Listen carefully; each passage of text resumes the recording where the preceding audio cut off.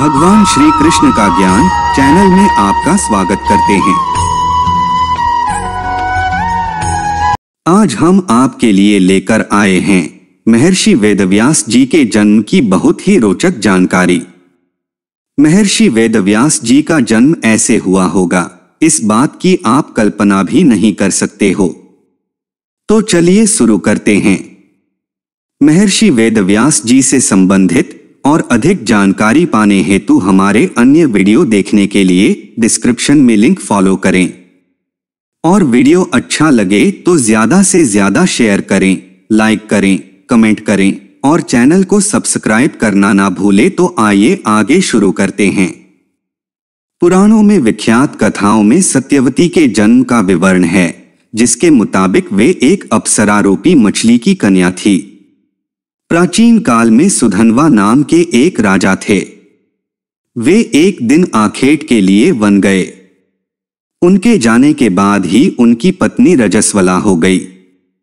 उसने इस समाचार को अपने शिकारी पक्षी के माध्यम से राजा के पास भिजवाया। समाचार पाकर महाराज सुधन्वा ने एक दोने में अपना वीर्य निकालकर पक्षी को दे दिया। पक्षी उस दोने को राजा की पत्नी के पास पहुंचाने आकाश में उड़ चला। मार्ग में उस शिकारी पक्षी पर दूसरे शिकारी पक्षी ने हमला कर दिया। दोनों पक्षियों में युद्ध होने लगा। युद्ध के दौरान वह दोना पक्षी के पंजे से छूटकर यमुना में जा गिरा। यमुना में ब्रह्मा के शाप से मछली बनी एक अप्सरा रहती थी। मछली रूपी अप्सरा दोने में बहते हुए वीर्य को निगल गई तथा उसके प्रभाव से वह गर्भवती हो गई। एक निषाद ने गर्भ पूर्ण होने पर उस मछली को अपने जाल में फंसा लिया। निषाद ने जब मछली का पेट चीरा तो उसके पेट से एक बालक तथा एक बालिका निकली। वह निषाद उन शिशुओं को लेकर महाराज सुधन्वा के पास गया। महाराज सुधन्वा के पुत्र न होने के कारण उन्होंने बालक को अपने पास रख लिया, जिसका नाम मत्स्यराज हुआ। बालिका निषाद के पास ही रह गई और उसका नाम मत्स्यगंधा रखा गया, क्योंकि उसके अंगों से मछली की गंध निकलती थी। उस कन्या को सत्यवती के नाम से भी जाना जाता था। बड़ी होने पर वह बालिका नाव खेने का कार्य करने लगी। एक बार महामुनि पराशर तीर्थ यात्रा कर रहे थे। घूमते घूमते वे यमुना नदी के तट पर आए। खेवट को पराशर मुनि जी ने नदी पार करने के लिए कहा। उस समय खेवट भोजन कर रहा था, इसीलिए उन्होंने अपनी पुत्री मत्स्यगंधा से मुनिवर को नदी पार कराने के लिए कहा। पिता का आदेश मानकर मत्स्यगंधा पराशर मुनि को लेकर नदी पार करने लगी। केवट की ये पुत्री अभी बड़ी हुई थी, इसके सारे अंग पुलकित हो रहे थे। जब मत्स्यगंधा मुनि पराशर को नदी पार करा रही थी, तब उस मत्स्यगंधा पर मुनि आसक्त हो गए और उसका हाथ पकड़ लिया। मुनि को हाथ पकड़े देख मत्स्यगंधा डर गई और मुनि का आशय समझकर मन में सोचा कि ये मुनिवर तो कामदेव के अधीन हो गए। इस बीच नदी में मेरी रक्षा करने वाला भी कोई नहीं, मुझे किसी तरह से मुनि को रोककर अब बीच नदी से उस पार तक जाना होगा। ऐसा सोचकर मत्स्यगंधा ने मुनिवर से कहा, मुनिवर, आप जैसे महात्मा और धार्मिक की बुद्धि में ऐसा विचार कैसे उत्पन्न हो गया? मुनिवर, क्या आप नहीं जानते मत्स्य कन्या होने के कारण मेरे शरीर से सदा मत्स्य की गंध आती है, इसीलिए आपको मेरा संग नहीं करना चाहिए।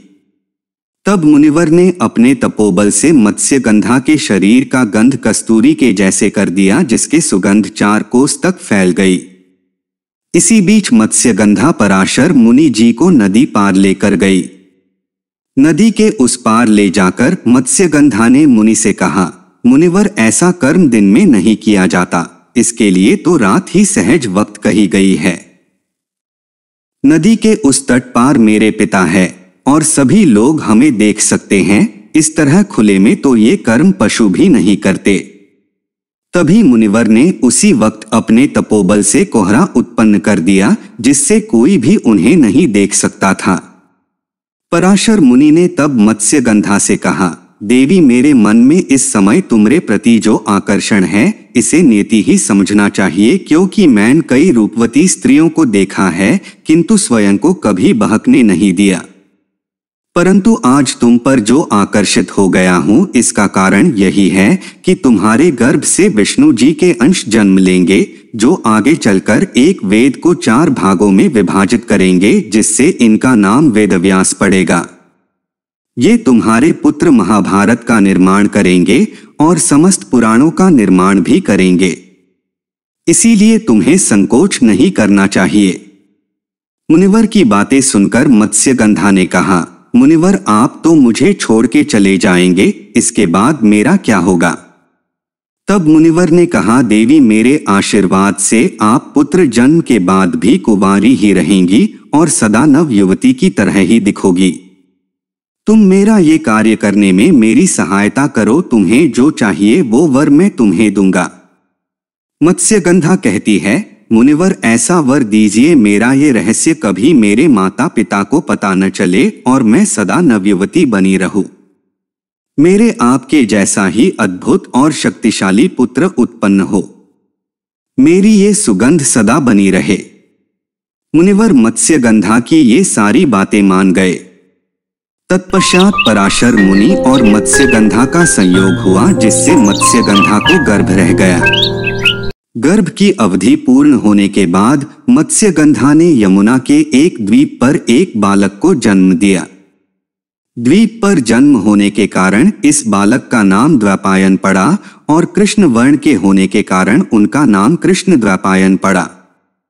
जन्म लेते ही ये बालक विष्णु के अंश होने के कारण युवावस्था के हो गए और अपनी माता को प्रणाम कर उनसे अनुमति लेकर तपस्या करने के लिए चले गए। महाभारत ग्रंथ के रचयिता, 18 पुराण, श्रीमद् भागवत और मानव जाति को अनगिनत रचनाओं का भंडार देने वाले वेद व्यास को भगवान का रूप माना जाता है, जिसके कारण वे आगे चलकर पुराणों में वेदव्यास के नाम से विख्यात हुए।